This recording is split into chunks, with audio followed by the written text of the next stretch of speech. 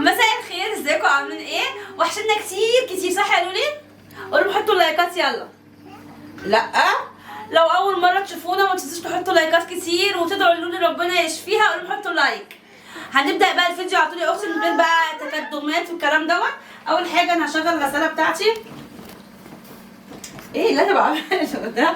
انا حاسه ان انا بتخانق مع الغساله.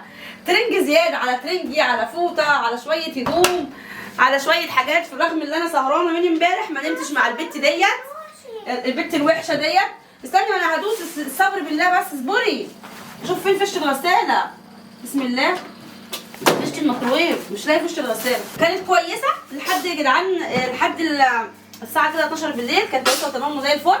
فجاه لقيتها على الساعه 1 بالليل، 1 ونص بالليل، لقيتها سخنت بطريقه، بصوا مش قادره اقول لكم، سخنه نار. ف يعني احط ايدي عليها نار، فاخدتها طول على الصيدليه، اديتها حقنه خفض الحراره. والنهارده برده سخنه شويه، فانا اديتها البوس. باذن الله بكره هوديها للدكتور، لاني مش بتحدث كتير ومش بتكح ومش مناخيرها مش سايبه، بتسخن بس. ورجعت بتاع 3 مرات يا حرام. فبتهيألي كده في ميكروب في الجو، لان ما تجيش واحده تقول لي هو انت كل شويه تقولي بنتك تعبانه. طب انا مش هتبلى يا حبيبتي ولا هدعي المرض لبنتي. هبه كمان رجعت من المدرسه في ثانيه ابتدائي، رجعت لقيتها بتقول لي بطني وجعاني قوي يا ماما، ولقيتها بترجع وتعبانه. ومحمد نفس الكلام دلوقتي بيشعر انها تعبان. والبنت الزفت اسمها حبيبه، وانا كمان الصبح قعدت ارجع. فممكن يكون في ميكروب في الجو، فاحنا مش هنتبلى يا جدعان. ها، فربنا يشفيهم ويشفي كل مريض ويشفي اولادكم كمان. اكيد في اولادكم تعبانين الايام دي عشان تغيير فصول الجو بس مش اكتر، يعني تغيير. بصوا انا هشغل غساله بس مش مده طويله، هعملهم 25 دقيقه بس. دوسي هنا يا لولي، دوسي هنا يا لولي، يا لولي يا كلبه، وقفتيها خالص. اصبروا بس يا جدعان، هنشغلها لي. والجرس بيرن. بسم الله. صبري بالله عليك، صبري بالله عليك يا لولي، دوسي هنا اهو. بسم الله. كده الغساله بقى هتغسل. انا حطيت شويه اريال ده جميل يا جدعان، اريال اوتوماتيك تحفه. وهنبدا بقى نعمل الفطار وهنبدا نشتغل يومنا كده معاكم. انا صاحيه من النوم على طول على التصوير. في العلم انا ما نمتش كويس، ومش هقول لكم دلوقتي ان احنا الصبح بدري، لا احنا متاخرين. العيال رجعوا من المدرسه وانا كنت نايمه ساعه بس، وهي بعتها اهي. بصوا وانا في قلب الفيديو بعتها تجيب بوس ستان للولي. انت ايه اللي حصل لك النهارده وانا نايمه؟ رجعت كتير. ومين رجع تاني؟ وانا كمان يعني. هي المهم يعني مش مشكله، قدر الله مش هينفع. ربنا يشفيكم ويعافيكم ويشفي كل مريض. جبنا لانشون هنعمل فطار معاكم، وجبنا جبنه قديمه. بسم الله. هبدا بقى اجهز الفطار. حط لنا لايك بقى يا اختي كده، لايك جميل منك، وتسلم ايدك على اللايك. وربنا يخلي لك اولادك ويشفيهم لك لو كانوا تعبانين، ويرزقك بالذريه الصالحه يا رب، ويخلي لك جوزك، ويعني يهيئ لكم بيتكم كده يكون جميل ولذيذ. هنعمل بقى الفطار النهارده. بصوا انا شايله 5 بيضات هنا اهو، شايفين البيض غالي يا جدعان. دول كانوا باقيين من نص كرتونه فشلتهم. عماله بقول ايه، اسلقهم يا موزات، طب احمرهم، طب اعمل لهم عيون، طب عماله افكر ماشي، عماله افكر ايه اللي هعمله. فرحت قلت لا، انا هعمل ايه بقى يا جدعان. طلعت بصلايه و3 طماطمات وقرن فلفل رومي احمر وقرن فلفل حراق، وقلت اعملهم زي شكشوكه بس تكون سريعه، مش هسبكها بقى والكلام ده. هقطع الطماطم معاكم، والبصلايه بعملها بالزيت عادي يعني مش بالسمنه. وتقطعي البصلايه شرايح صغيره. قولوا لنا بقى في الكومنتات مين بيحب كلمه الاخ انت وهي، ومين بيحب كلمه يا جدعان. لاني في اللايف على الفيس قلت في ناس كتير قالوا لي بنحب كلمه يا اختي، وفي ناس كتير قالوا لي بنحب كلمه يا جدعان. في ناس تقول لي ما تقوليش الكلمه دي يا ام زين والكلام ده. قطعنا البصلايه. بسم الله. بصي حته صغنونه جدا يعني، هتزودي من البيض وبرده فيتامينات برده يعني. البصل ده برده يعني بيرفع المناعه الطفل، وهتزودي من كميه البيض. ايوه يا اختي هنزود، احنا دلوقتي في يعني زمن ما يعلم به الا ربنا يعني. مش عشان انا يعني فاتحه قناه فلا، في اوقات كتير مش بيبقى معايا 2 جنيه في جيبي. والله العظيم انا يعني اقول لكم يعني حاجه طبيعيه يعني، كلنا يعني. حتى لو واحد مليونير ساعات بيبقى في اوقات معهوش فلوس. فيعني زود يعني، مثلا عندك 3 بيضات وعيالك جعانين، اعملي لهم كده اهو بصلايه، وحطي عليها طماطم بعد ما تشوحيها وقرن فلفل، واعملي لهم زي شكشوكه. اسمهم كلوا بيض برده النهارده. غيرت يعني، غيرت في الاكل، مش كل يوم مقلي ومش كل يوم دخلوا لهم البيض في قلب الحاجه. بشاميل بقى، في كريم كراميل يعني نضيف البيض يا جدعان بدل ما البيض يكون غالي كده ومش عارفين نعمل ايه. كده هو يا فك البوتاجاز. بصوا شوحت البصلايه لمده مثلا 3 دقايق. الطماطم بتاعتي بقطعها كده صغيره جدا يعني بتاعهم. بصوا ادينا طماطم اهوت في وجبه الفطار او وجبه الغداء، ممكن تاكليها غدا على فكره يعني. دي شكشوكه بس شكشوكه سريعه، مش شكشوكه بقى اللي انت تعملي حله بقى وكده اهو. ما تقفش.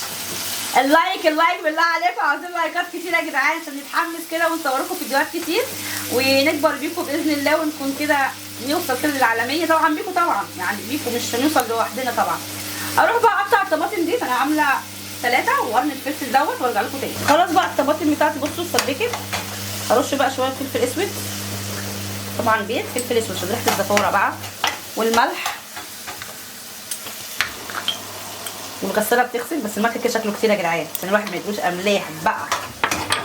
وقرن فلفل بقى كده اهوت عشان يوحوح، مش هحط كله بقى يعني، انا اقطعه صغنن كده اهوت تفتح النفس جدا يعني. تغيير يعني، تغيير في وجبه الفطار يعني، تغيير مش كل يوم فول طعميه. عاوزين بقى يعني نفطر باذن الله، هنصوركم فيديوهات الفتره الجايه كتير كتير كتير، رغم والله ساعات بكون صاحيه تعبانه ومقريفه وممكن في يعني حاجات بتحصل في البيت ومتضايقه، بس بقوم اشتغل يعني. انا بقول لكم برضو عشان انتوا في ناس كتير بتقول لي انت طاقه ايجابيه يا ام زياد وكده اهو، فانا بقول لكم ساعات الطاقه الايجابيه دي بتكون عندها طاقه سلبيه، بس مش بحب انقلها لكم والله العظيم. البيض بقى يا جدعان، البيض اللي هو وصل دلوقتي 75 جنيه، ده رخيص باذن الله، ربنا يرخصه اكتر واكتر يا رب عشان الناس الغلابه تاكل. حطي بقى البيض،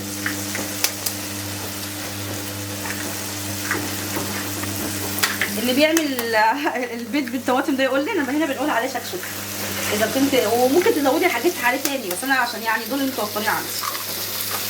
اللايك يا اختي والنبي ما تنسيه يا حبيبتي، بالنبي حبيبتي حطي لنا اللايك يا اختي. في بيضه جوه، لا كده خدت كله. بقول لكم ايه، كنت جايبه كرتونه بيض من حوالي اسبوع ولا 10 ايام، سبتها في الصاله، لقيت لولي ماسكه شنطه سودا كده وعماله تمشي بيها في الصاله، فانا بقول لها ايه ده يا لولي؟ قالت لي العاب يا ماما. انا قلت لها وريني بتلعبي بايه كده يا حبيبتي. جيت ابص في الشنطه لقيتها ماسكه البيض، كرتونه بيض ومكسره ازيد من 20 بيضه. مش عارفه يا جدعان اعمل ايه، فضلت بصوا مش قادره اعمل ايه، العيال كانوا نايمين، طب انا هاكل 20 بيضه لوحدي، طب انا اعمل ايه يا رب؟ وبقى بصوا في واحد يقول لي ممكن تصفي البيض مليان قشر، فانا مش عارفه، انا لميت على قد ما اقدر، عملت شويه كده مقلي والباقي طبعا رميته. هعمل ايه بس والله كنت زعلانه عليه، بس يعمل ايه طيب طفله. ف برضه قعدت اضحك يعني، مواقف زي كده ضحكتني. بصوا هتسيبيها كده بتاع 3 دقايق، وفي الناحيه الثانيه هنعمل وجبه ثانيه.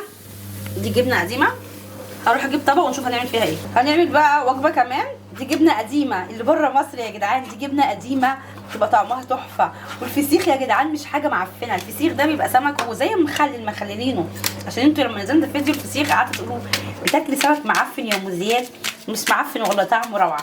الجبنه القديمه ديت يعني ما فيهاش دود كمان، بصوا ما فيهاش دود ولا صوص ولا اي حاجه، اهي زي الفل. هي بتبقى مالحه شويه عندنا، فاحنا بنحط معاها ممكن بصلايه، انا ساعات بحط عليها طماطم وساعات لا، على حسب يعني. دلوقتي مش هحط طماطم عشان البيت فيه طماطم، فانا هحط بصلايه. طبعا البصل عشان المناعه بقى وكده، كنا عندنا برد فلازم البصل ضد حيوي. واحط عليها شويه زيت، لا كده زيت كتير بس انا بحب الزيت. ودول اخر شويه طحينه عندي. بس يا بنتي يا لولي غيروا لولي يا عيال، لولي لابسه الدفايه، سرحوا لها شعرها كده ونضفوه. لازم يا جدعان نقول لهم اعملوا الحاجه عشان يعملوها، مفيش حد بيعمل الحاجه من نفسه كده اهوت. يشوف زي ما احنا مثلا كأمهات كده بتقومي تعملي الفطار لعيالك او الغداء او العشاء، او تغسلي لهم الهدوم من غير ما يقولوا، لا لازم انت تقولي يلا يا بنتي غيري لاختك، يلا يا بنتي اغسلي ايدك. مش عارفه ايه ده يا جدعان، ربنا يتولانا برحمته يا رب. خلصنا بقى البيض، حطوا بقى ممكن تاكليه بالطاسه يا اختي، مفيش اي حاجه يعني، ما تتكبريش بقى وكده، بس انا عشان هقسمه يعني، هقسم عشان احنا يعني كذا نفر، فانا هعمله على طبقين. ايه يا قله، احنا هناكل ده وهقوم اروق الصلاه ترويقه سريعه. طبعا احنا فرشين السجاجيد يعني بتفرشي يعني يوم في الاسبوع، شيلي السجاجيد امسحيها زي ما انا بعمل كده اهوت، يعني يوم الخميس مثلا شيليها وامسحي الصاله كلها، وكل يوم كده تمسحيها وامسحي تحت الانتريه، امسحي قدام باب الشقه من جوه مش من بره يعني، ويوم في يوم في الاسبوع شيليها زي ما انا بعمل، وكل يوم تكنسي ولمعي يعني، ترويقه اللي هي ترويقه على المشي. هو ده بقى الفطار بتاعنا. انا عاوزه ادوق يا بنتي الشكشوكه يا بنتي رغيف. استنوا بقى نشوف عيش. بسم الله. اخد انا عاوزه حته فيها فلفل، بصوا دي مليانه فلفل، انا نفسي فيها بقالي فتره. دوق يا محمد. دوقي. بسم الله. روعه بس حراقه، بس حلوه. الجبنه القديمه والله العظيم حراقه جدا، بصوا بتكلم واقفه ازاي، بس انتوا عيني بتدمع. لا الفلفل النار روعه. اهو فطار يا جدعان سريع. جابت العيش كله الحلوه الروعه. ممكن ناكل جبنه بيضاء بعد ما نخلص نشرب شاي ساده جنبيه. حاسه الخل وقع، خلي التفاح وقع. هناكل بقى ونشوف هنرجع نعمل لكم ايه. يا بنت حطوا اللايك. بصوا عبال ما اكل بس كده بسرعه واعمل لي كوبايه شاي او فنجان قهوه ولسه هقوم انضف الصاله. حطوا لنا اللايكات بقى وتفضلوا يا اختي. يلا افتحي بقك يلا. هم اللقمه رايحه فين؟ فطرت بقى الحمد لله. هبدا بقى اعمل لي كوبايه شاي عشان ابدا افوق كده اهوت. شوف انا هعمل ايه. يلا يا اختي انت وهي قومي كده اعملي كوبايه الشاي بتاعتك وفوقي كده اهوت. نجيب بقى السكر.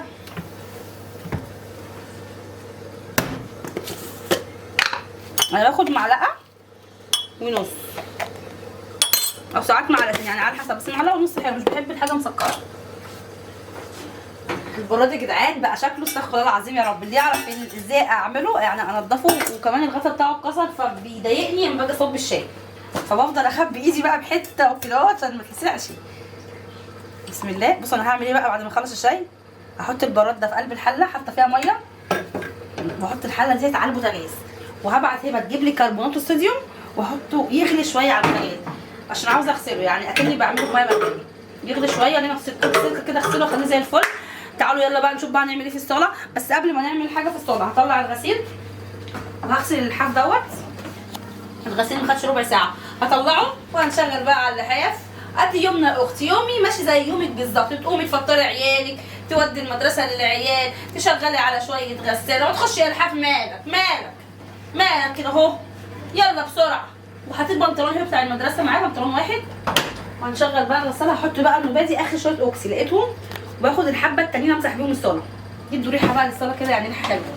يعني كيس الغساله اتقطع. بصوا برضو انا مش هعمل مده طويله. هي 25 دقيقه حلوه قوي لان هو ده الحاف متغطين بيه يعني مش مقرح معانا الكلام. هنروح نعمل ايه؟ تعالوا بينا يلا بقى يلا. بصوا بقى الصاله. صور كله والارض المنتنه دي. الارض المنتنه. بصوا يا جدعان الصاله اهي. ايه انا عاوزه بالظبط اعملها في خلال 10 دقايق يعني بالكتير قوي. 10 دقايق اكون مرتباها. مش شيل السجاده انا شايلاها مش من 3 ايام.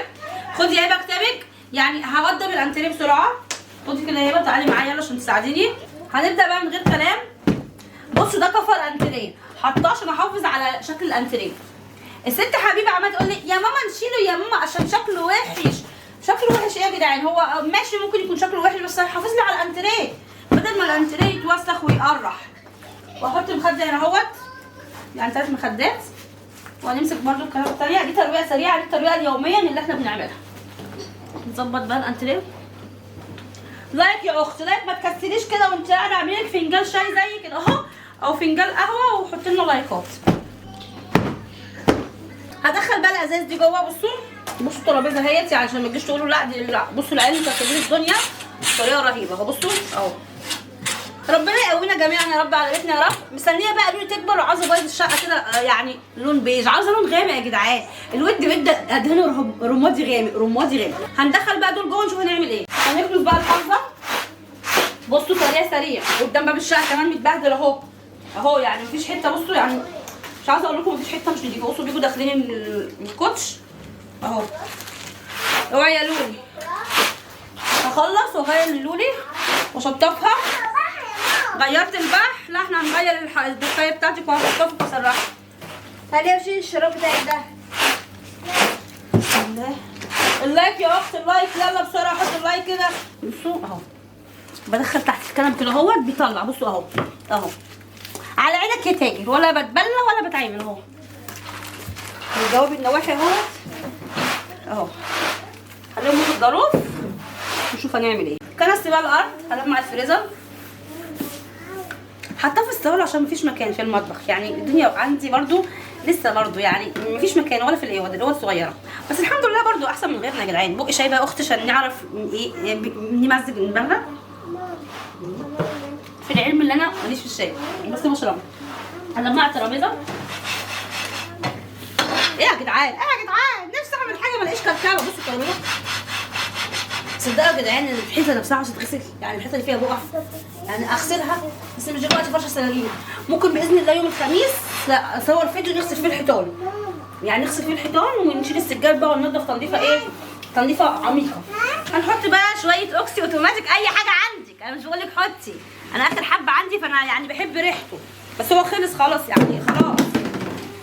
فيعني هحطهم كده يدوا ريحه حلوه وكمان يريحوا في الصلاه. هعمل بس يعني بصوا تحت الترابيزه هنا بصوا عامل ازاي. بصوا مش عارفه حد كان بيشرب شاي بقى هو وقع منه بهدل الدنيا، فيدوبك يعني كده اهوت. بسم الله. اقعدي يا لولي. ايه؟ ايه؟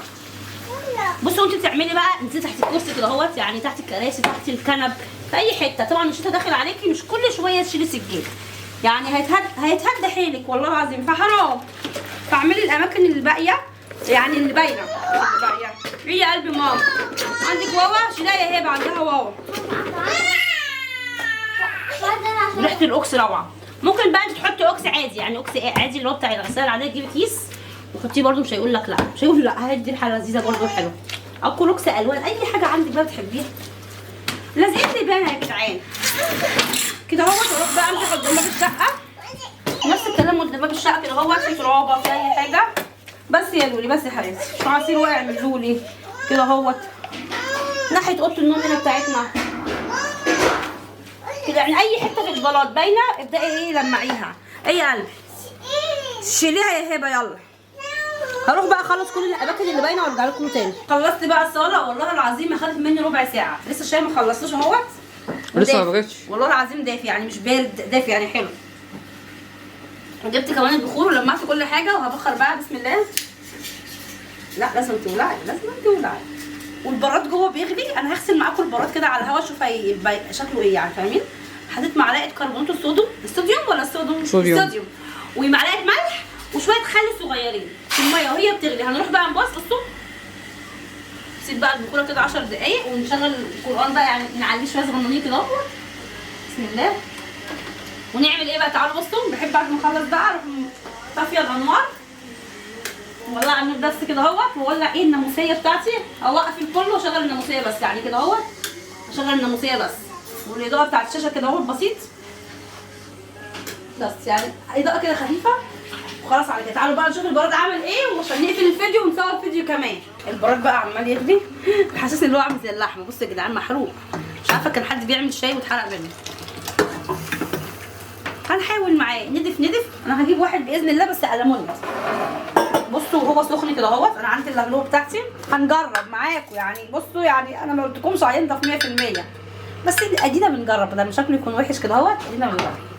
بصوا بقى يعني عشان تبداي مطبخك، يعني كذا مره اقول لحبيبه بنتي نفس الكلام، لما تبداي المطبخ حبيبه تبدا بالمواعين على طول. انا مش بحب ابدا بالمواعين على طول. قولوا لي برضه، قولوا لي يعني ادوني رايكم. انا بحب اعمل ايه في المطبخ اول ما بخش قبل ما اغسل المواعين؟ بحب افضي الرخامه بتاعتي. بصوا وريكم يعني الرخامه دي كلها بحب ارمي، لو في عيش ده كده اهوت بخليه على جنب، لو واحده عندها طيور بديهولها او يعني بخليه ابيعه، يعني العيش ده بيتباع عادي، بتجمعي كده وبيتباع نشف. افضي الرخامه خالص ماشي وامسحها، امسك البوتاجاز نفس الكلام امسحه والمعه، وفي الاخر اقف اغسل المواعين.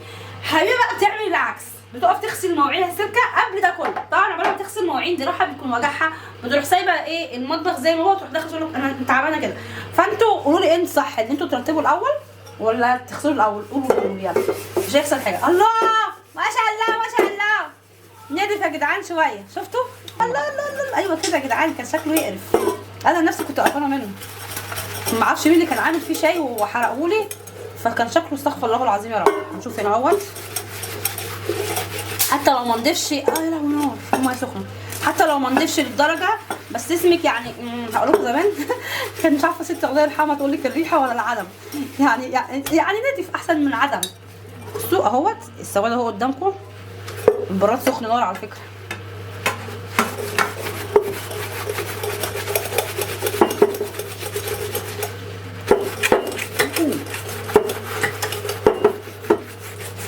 اغسلي يا اختي اغسلي.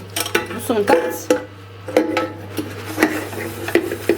ده لسه عاوز دعكات يا جدعان. الدعكه دي مش هي دي دعكتي اهو. انا بس لولا دراعي واجعني بس عشان لولي كان زماني ايه، بس هغسله على الاقل يبقى شكله نضيف كده وعبده جاهز. بسم الله.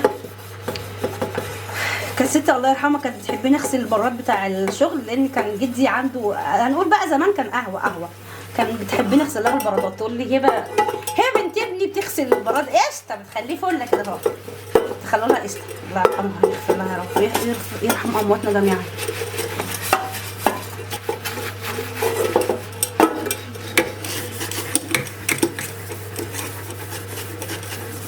قعدت اغسل فيه بقى لمده ربع ساعه بالراحه، يعني حبه وبريح دراعي، حبه وبرجع تاني، يعني عاوزه اغسله برضه يا جدعان عبال ما اجيب واحد جديد، يعني يبقى شكله حتى واحنا بنشرب الشاي فيه يعني يفتح النفس، فاهمين؟ يعني وكل يوم هعمل فيه حبه كده، وما بعرفش مين اللي كان حرقه، حبيبه ولا محمد ولا زين ولا هبه ولا لا، بس انا ما بشغلوش وبسيبه بالكريه الصراحه. كانوا كده اوريه لكم بقى في النهايه. بس قبل ما تعملي فيه شاي بقى حطي فيه امليه ميه، يعني نصه ميه وخليه يغلي، وحطي فيه ليمونه وبعدين ادلقيه عشان لو في ريحه سموسه من جوه بقى عامل ازاي اهو، يعني حلو احسن من ما فيش. الاول كان اصفريكه. اوريكم بقى من بره اهوت، باين عندكم الفرق من قبل اهو، بدا يعني حلو اهوت. ممكن محتاج كمان دعكه. انا بشوف، بصوا انا احلى حاجه فيا بشوف الحاجه ولو مش نضيفه بحب اعيد عليها، مش بحب ان انا اتلصق معنى الكلام، اعمل شغل كويس لا اما ما اعملوش اهوت. بصوا اليد بقى هي البسبوس بتاعها حليت فيه، بصوا من تحت بقى زي الفل اهوت. اعملوا بقى الخلطه ديت في الاستانلس، معلقه ليمون، كربونات الصوديوم ومعلقه خل بس، وخليهم يغلوا لمده 10 دقائق، وخليها برده ميه عندك اغسلي بيها، يعني اغسلي بيها البراد اهو زي الفل. حتى تتحط على البوتاجاز كده، بعد البوتاجاز تغسل. بصوا في فرق ولا لا؟ في فرق اهو زي الفل، وما خدش مني وقت. فكركم ان انا كده خلصت؟ لا يا اختي لسه عاوزه انشر الغسيل، وكمان هخش اروق اوضه النوم بتاعتي. الاوضه عندي مكركبه بس قلت اخلص الصلاه الاول وبعدين هخش اغسل الحمام عندي مش نضيف، فانا كده مش هقعد. هقفل واصور لكم فيديو انا بعمل بقيه الحاجات عشان الفيديو ما يبقاش طويل قوي عليكم.